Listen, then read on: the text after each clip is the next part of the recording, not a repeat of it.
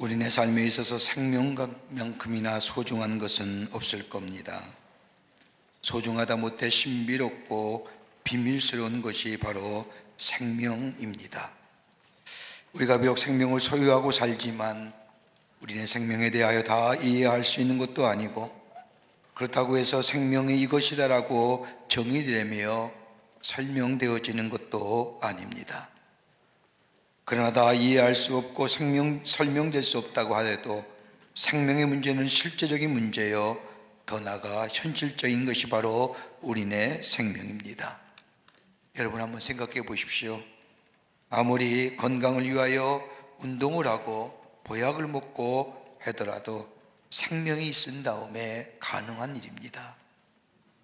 우리의 건강도, 우리의 지식도, 우리의 미모도, 그 모든 것이 우리 안에 생명이 있은 후에야 있어질 것들입니다. 생명이 없다면 건강을 위해서 운동을 하는 거나 우리의 감정이나 우리의 지식 모든 것이 다 소용이 없습니다. 그리고 우리 예수님께서 천하보다 귀한 것이 생명이라고 말씀하신 이유가 바로 여기에 있습니다. 여러분, 생명이 무엇일까요? 생명을 어떻게 정의할 수 있을까요? 다만 숨쉬고 심장이 뛰는 것으로 우리네 생명을 정의할 수 있는 것은 아닐 겁니다. 굳이 우리네 생명을 몇 가지로 분류해서 정의해 본다면 아마 이런 것들이 생명이 아닐까 생각이 됩니다. 하나는 육체적인 생명입니다. 흔히 말하는 생리적인 생명을 말합니다. 숨을 쉬고 심장이 헐떡거리며 먹고 마시며 잠을 잠으로써 얻어지는 생명입니다. 이 생명은 누구나 다 소유한 생명입니다.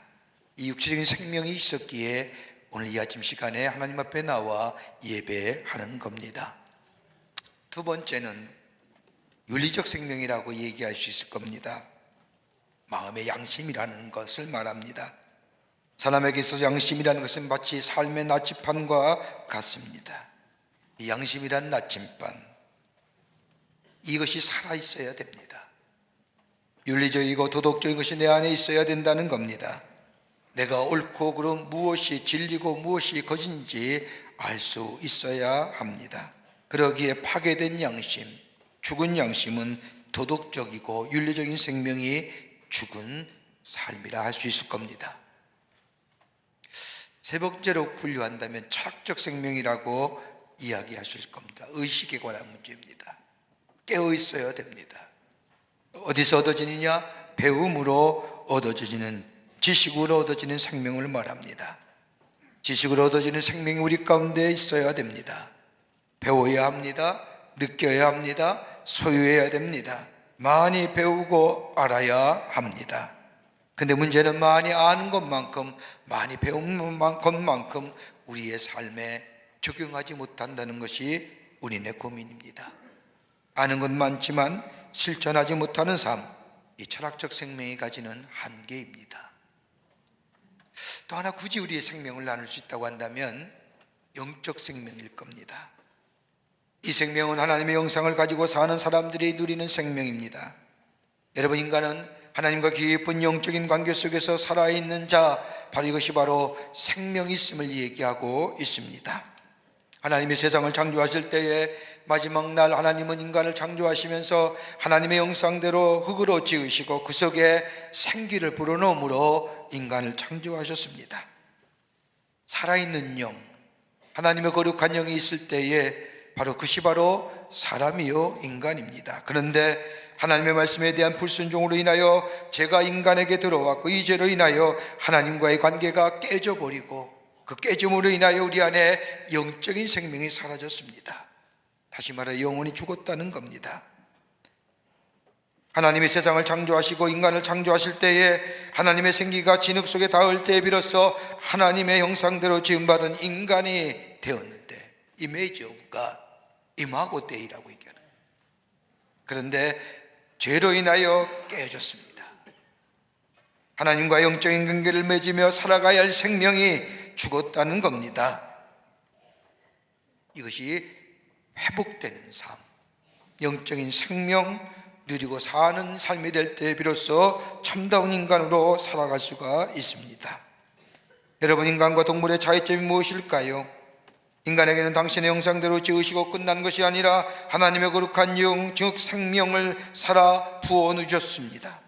그러기에 하나님의 살아있는 영이 없으면 인간이라고 할지라도 바른 인간이 아닙니다.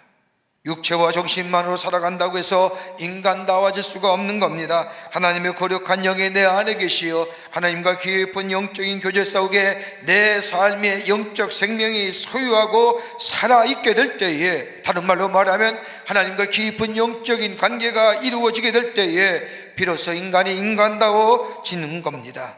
여기에 생명의 역사가 일어나며 여기에 생명의 역사가 있으니 창조의 역사가 일어나게 됩니다. 여러분, 예수 믿는다는 것이 무엇일까요? 예수를 배우는 겁니까? 아니면 예수를 따르는 겁니까? 아니면 예수를 사랑하고 존경하는 것이 예수를 믿는다는 겁니까? 아닙니다.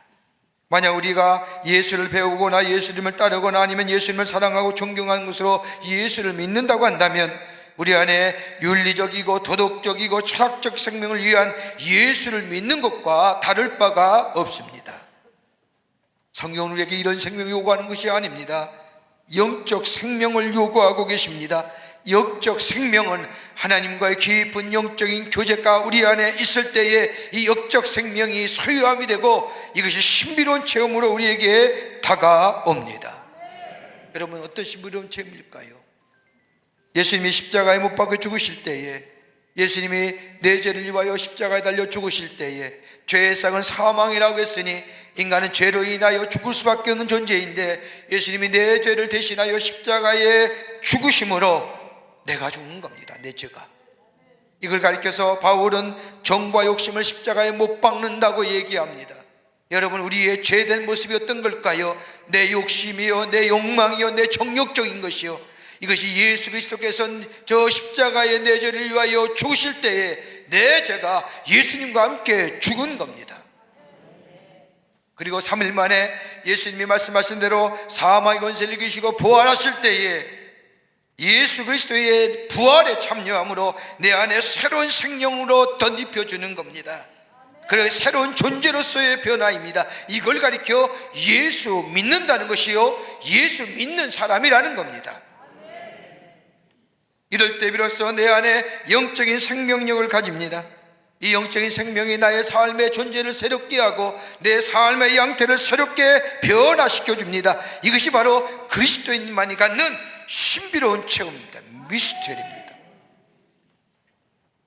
여러분, 예수 믿으면 그래요.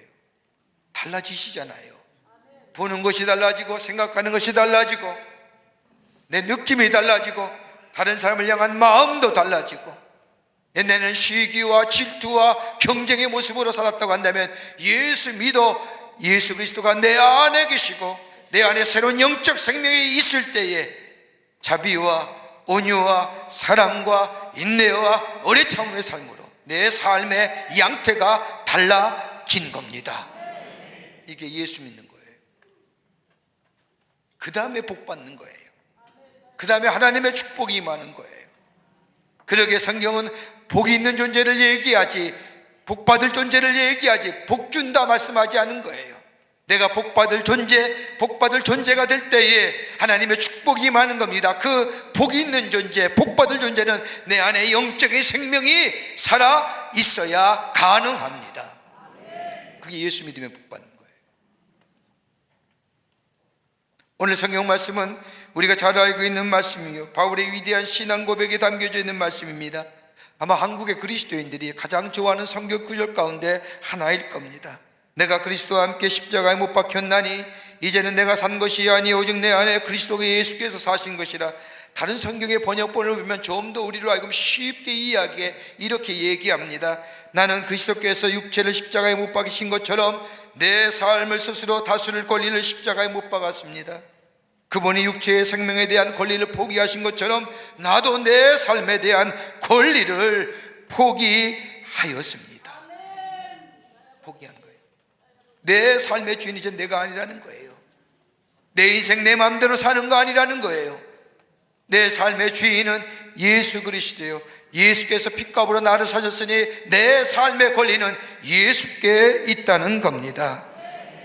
영적인 생명은 내 것을 포기했을 때에 비로소 우리 안에 있어지는 이유입니다.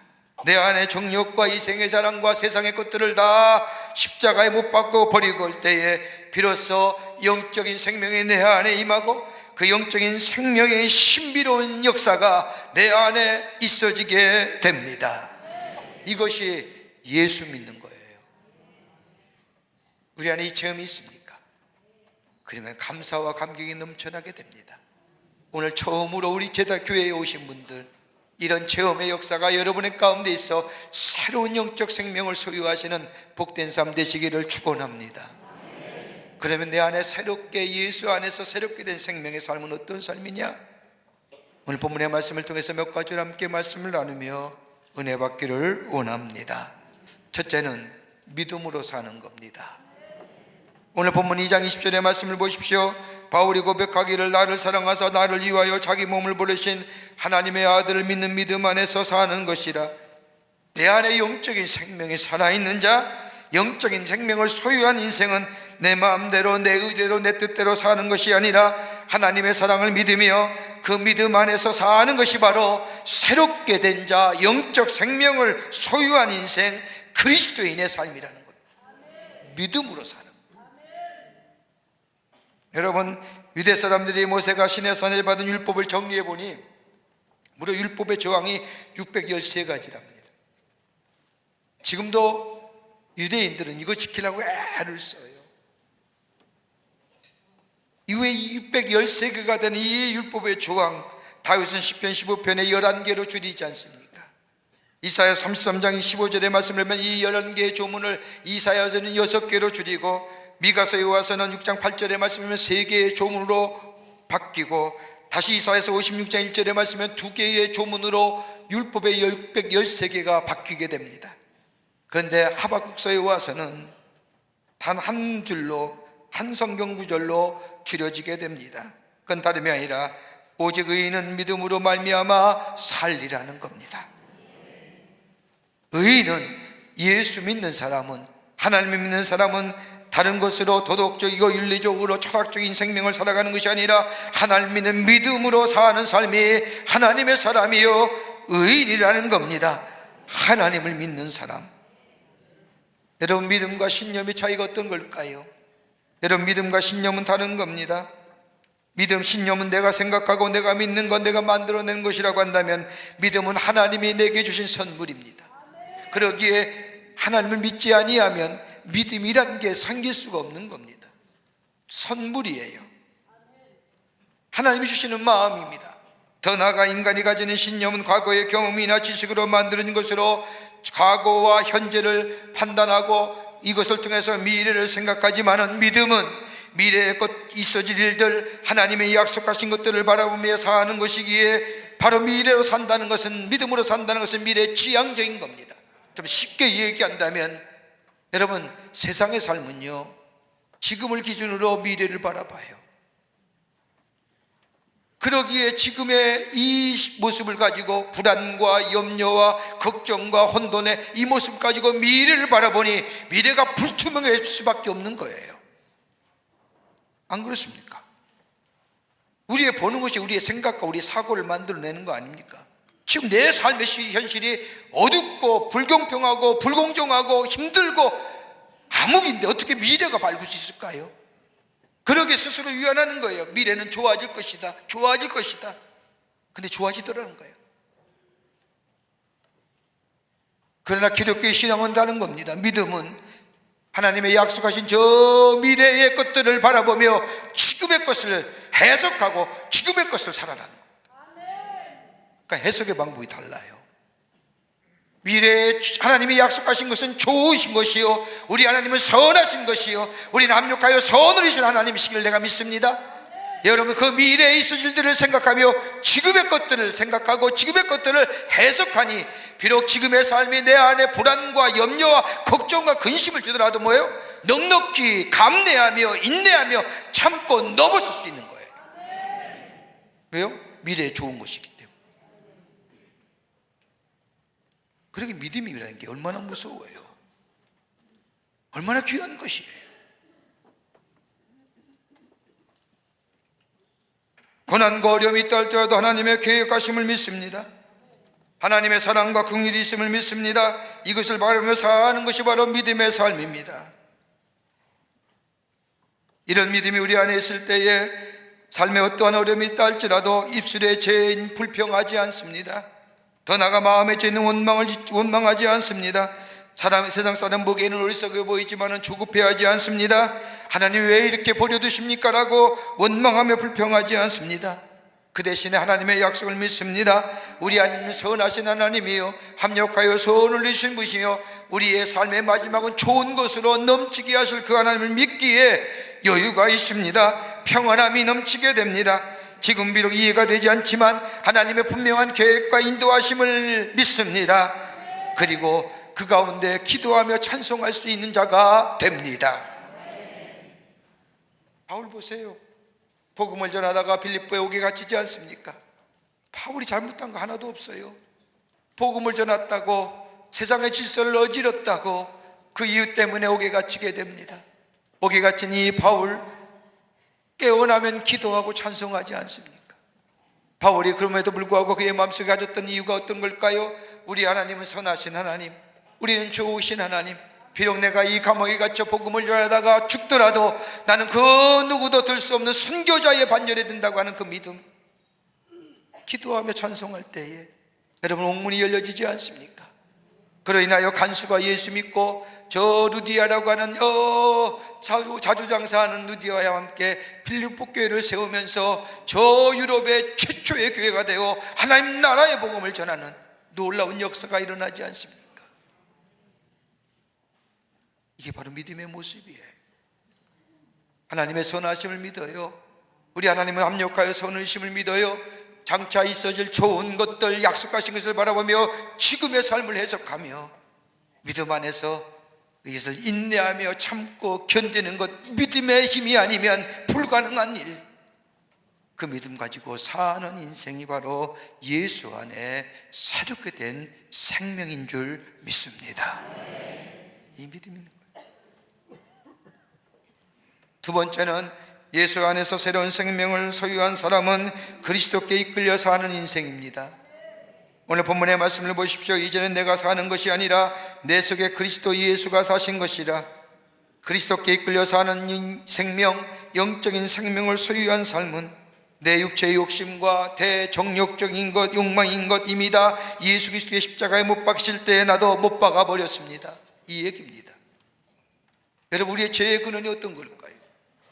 여러 가지 죄의 연유에 대해서, 근거에 대해서 얘기하지만 우리 안에 있는 욕망, 욕심, 정욕적인 것이 발단이 아닐까요?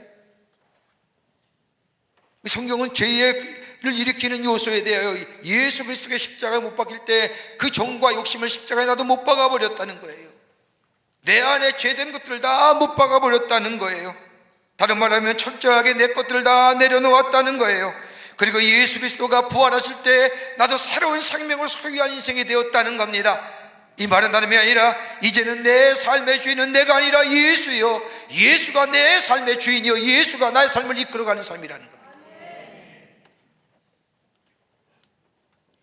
세상에 거짓된 것에 이끌려 사는 삶이 아니라 진리가 되시는 예수 그리스도에 의하여 살아가는 인생. 여러분, 역대하 20장 1절과 19절의 말씀을 보면 모압과 암몬 자손이 이스라엘 백성을 치러 여호사밧 왕을 치러 올라옵니다. 그때 여호사밧은 이스라엘 백성을 다 한자리에 모여놓고 금식을 선포하며 하나님 앞에 기도합니다. 역대하 20장 12절의 말씀에 여호사밧의 기도가 있습니다. 딱 한 줄입니다. 오직 주만 바라봅니다. 무슨 말일까요? 하나님 앞에 다 내려놓았다는 겁니다. 주만 바라본다는 것은 하나님 앞에 내 모든 욕심과 내 계획과 내 뜻과 다 내려놓았습니다. 전능하신 하나님을 믿습니다. 창조되신 하나님을 믿습니다. 라는 고백입니다. 여러분, 다윗은 시편 62편에도 같이 고백하기를 잠잠하며 여호와 하나님만 바라미야 나의 구원과 소망이 그에게서 나는도다. 한마디로 뭘까요? 주만 바라보는 거예요. 하나님만 바라보는 인생. 여러분, 예수 믿으면 영적인 생명이 있으면 내 안에 하나님의 거룩한 영이 계십니다. 성령이 내 안에 계시어 나의 삶을 이끌어 가십니다. 그 고백, 그 역사는 다름이 아니라 예수님이 내 죄를 위하여 십자가에 달려 돌아가심을 내가 믿습니다. 받아들입니다. 수용합니다. 이럴 때에 내 안에 하나님의 거룩한 영이 임재하시어 내 삶을 이끌어 가십니다. 그럴 때에 가야 할 길을 가게 하시고 가지 말아야 할 것을 가지 못하게 하시며 할 말을 하게 하시고 하지 말아야 할 말을 하지 않게 하시며 내 손자리가 바르게 하시고 죄악에 넘어지지 않게 하시고, 이게 바로 성령에 이끌려 사는 인생, 주께서 안에 계시어 그리스도께서 인도하는 삶의 모습이라는 겁니다. 이게 그리스도인이에요. 여러분, 사무엘상 15장의 말씀을 보면 사울왕의 범죄하며 모습이 나옵니다. 아말렉과의 싸움에서 이 하나님께서 사울에게 이야기하기를 아말렉과의 전쟁에서 승리하거든 그 안에 소유를 다 남김없이 진멸하고 불태워버려라. 그런데 사울이 아말렉 성에 들어가서 보니까 좋은 게 많거든요. 살찐 짐승도 많고. 그래서 좋은 짐승을 죽이지 않고 좋은 것들은 따로 보관해 둡니다. 이때에 하나님께서 사울왕을 세운 것을 후회하지요. 여러분, 사울왕이 세움받는 성경 말씀을 보십시오. 얼마나 수줍은 청년인 줄 아십니까? 사무엘이 찾아가서 기름 부을 때 나는 못합니다라고 뒤죽간에 숨었던 자가 사울입니다. 그를 꺼내어 기름 부어서 이스라엘 왕으로 세웠습니다. 그런데 사무엘상 15장의 말씀을 보면 자기가 승리했다고 하나님의 말씀을 어기며 그 아말렉의 좋은 짐승과 좋은 것들을 보관할 뿐만 아니라 자기를 위하여, 그 승리함을 위하여 자기의 기념비를 세웁니다. 여러분, 이스라엘에서의 전쟁은 누구에게 속한 거예요? 하나님께 속한 거예요. 하나님이 함께 하실 때에 거기에 승리함이 있는 거예요. 하나님이 함께 동행하실 때에 거기에 승리의 역사가 있는데, 자기가 마치 잘해서 잘난 것처럼 승리하게 됐다는 것을 가지고 자기를 위해 기념비를 세우는 겁니다. 기념비는 죽은 자를 위해 세우는 거예요. 하나님 후회하시잖아요. 그때에 사무엘이 찾아가서 사울에게 질책을 하자 사울이 대답합니다. 내가 백성을 두려워하여 그 말을 청정하였습니다. 하나님을 두려워할 자가 누구려? 사람의 말을 두려워하는, 사람들을 의식하는 거예요. 그 안에 하나님의 영이 아니 계신 인생, 하나님이 떠나신, 하나님에게 있는 믿음 안에서는 영적인 생명을 소유한 삶은 그리스도께서 이끄시는 인생, 하나님의 거룩한 영이 이끄시는 인생. 여러분, 내가 스스로 잘 안 된다 할지라도 로마서 8장 28절의 말씀을 보면 성령이 우리의 연약함을 도우시고 말할 수 없는 탄식으로 우리를 위하여 기도하신 것처럼 성령의 음성을 따라 그리스도와 함께 그리스도께 이끌려 사는 인생, 바로 이것이 바로 믿음의 사람이요, 예수 믿는다는 것이요, 영적인 생명을 소유한 인생입니다. 기도할 때 주의 음성이 들리는 거예요. 하나님의 말씀이 들을 때에 주의 음성이 들리는 겁니다. 그 음성에 순종하며 따라가는 자, 그 음성 따라 사는 인생, 그 인생이 복된 인생이요, 복된 존재요. 그럴 때 하나님이 그의 인생 위에 약속하신 축복을 허락해 주시고 그의 삶을 통하여 하나님이 하나님 되심이 증거되는 놀라운 역사가 있게 됩니다. 끝으로 그리스도와 함께 새롭게 태어난 삶을 사는 겁니다. 그리스도와 함께 죽을 뿐만 아니라 그리스도와 함께 새롭게 태어난 삶을 살아가는 인생이 예수 안에서 새로운 생명을 소유한 삶입니다. 오늘 2장 19절 말씀을 보십시오. 바울이 고백합니다. 나는 그리스도와 함께 십자가에 달려 죽었다라고 말합니다. 이 말씀을, 본문의 말씀을 가만히 보십시오. 끝이 아니에요. 새로운 시작을 얘기하는 거예요. 죽음이 끝이 아니라니까요.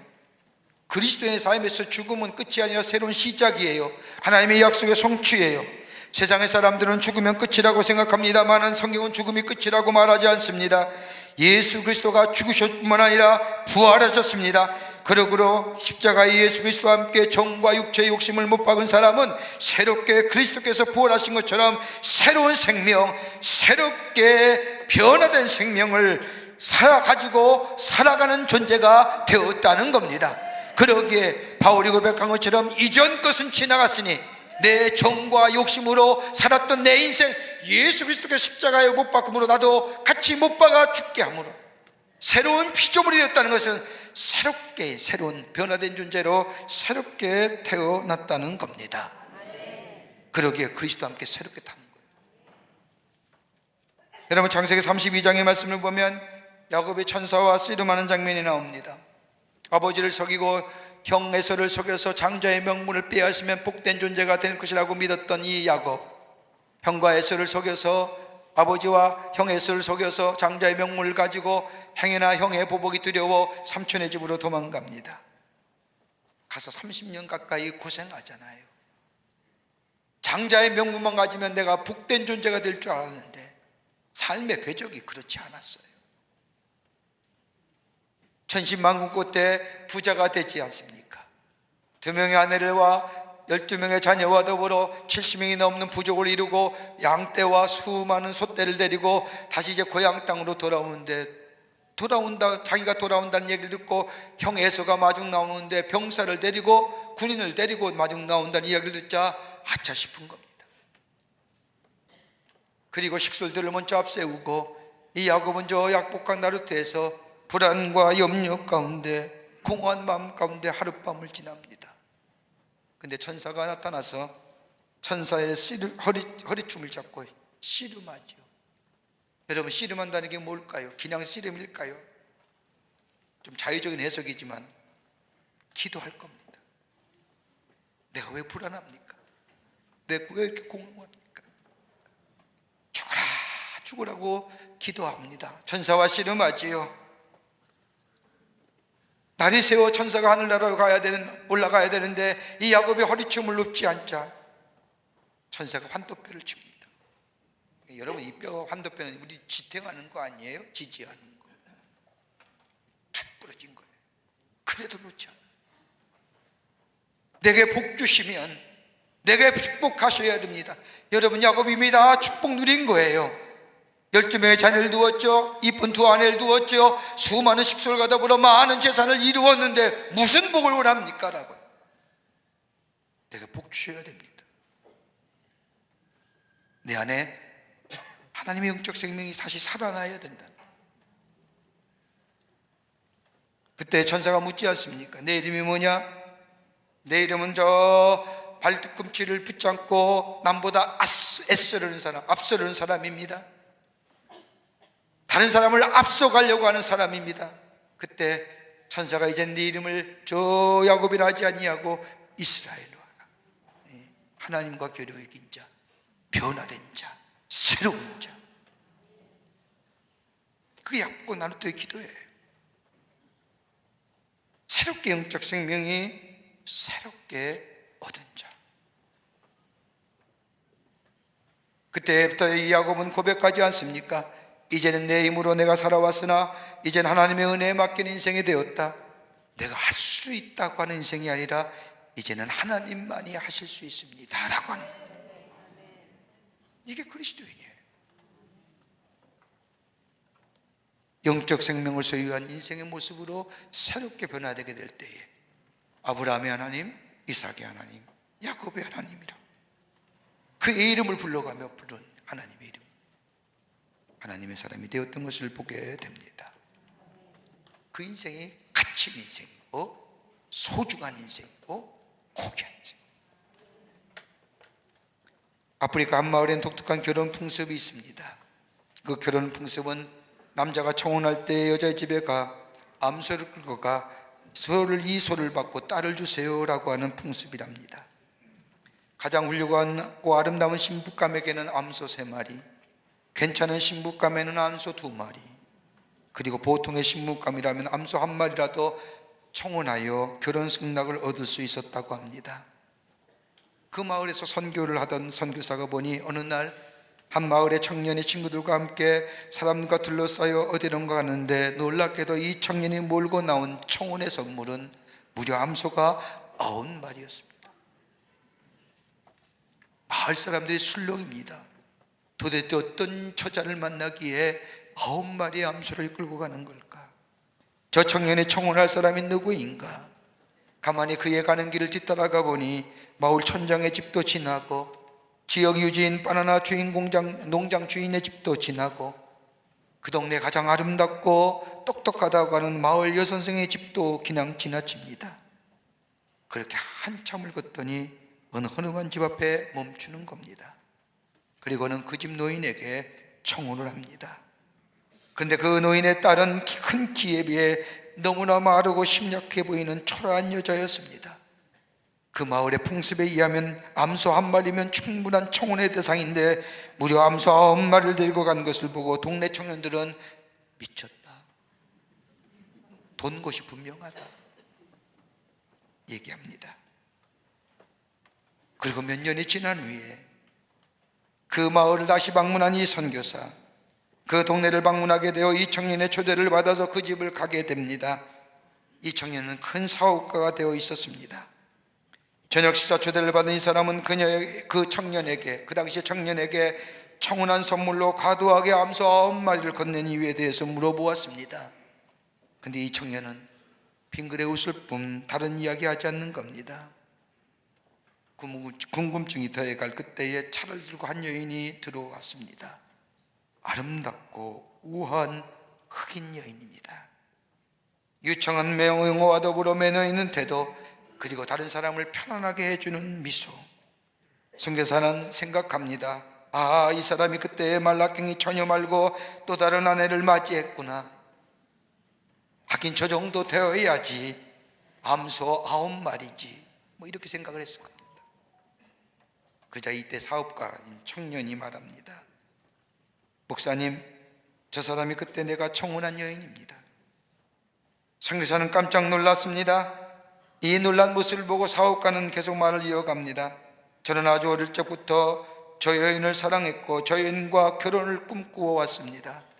아시다시피 저희 마을에서는 몇 마리 암소를 받았느냐가 여자들의 세계에서 중요한 문제였습니다. 저도 그런 관습을 무지할 수 없었기에 암소를 몰고 갔습니다. 사실 제 아내는 그때만 해도 1마리의 암소면 충분히 홍인승낙을 받을 수 있었습니다. 그러나 제가 정말 사랑한 여인이 스스로 자신의 가치를 1마리의 암소 앞에 한정하고 평생 사는 것을 원치 않았습니다. 2마리의 소나 3마리의 암소를 받았던 처녀들과 비교하며 움츠리며 살게 하고 싶지 않았습니다. 청혼할 때에 몇 마리 암소를 받았냐가 평생 자신의 가치를 결정할 수 있기 때문에 저는 3마리의 소를 훨씬 뛰어넘는 9마리의 암소를 생각해내고 그 암소 9마리를 끌고 청혼한 것입니다. 결혼하고 해서 제 아내에게 공부를 하라, 외모를 끌이라, 꾸미라 이런 요구한 적 없습니다. 저는 있는 그대로의 아내의 모습을 사랑했고 또 사랑한다고 이야기를 해 주었을 뿐입니다. 처음에 무척 놀란 제 아내가 차츰 저의 진실을 받아들이기 시작을 했습니다. 나에게 암소 9마리의 가치는 있는 것은 아닐까? 아니, 나도 그만한 가치가 있지 생각하며 암소 9마리에 걸맞는 사람으로 변하기 시작했습니다. 그런 사이에 내 아내는 더욱 건강해지고 아름다워지고 매혹적인 여인으로 변해갔습니다. 예전이나 지금이나 똑같이 사랑하지만 이제 아내는 결혼할 당시의 모습보다 지금 자신의 모습을 더 사랑하는 것 같습니다. 우리 하나님이 우리를 그렇게 보신다는 거예요.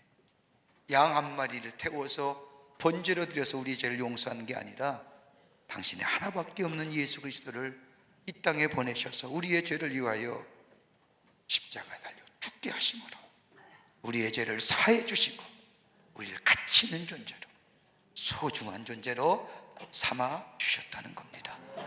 이걸 믿으면요, 내 자세가 달라지는 거예요. 내 삶의 가치가 달라지는 거예요.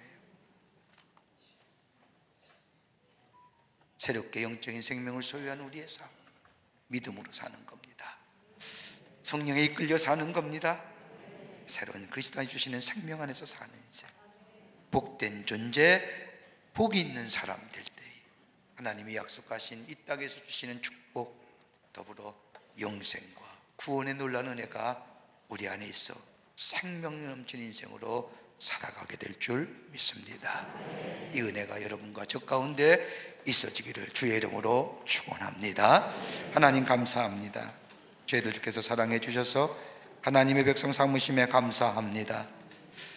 예수 안에서 새롭게 된 우리들의 삶, 이제 믿음으로 살게 하시고 성령에 이끌려 살게 하시고 그리스도 안에서 새롭게 된 인생으로 존귀와 가치 있는 인생으로 이 땅에 살며 주님을 영화롭게 하는 저희들로 삼아 주시옵소서.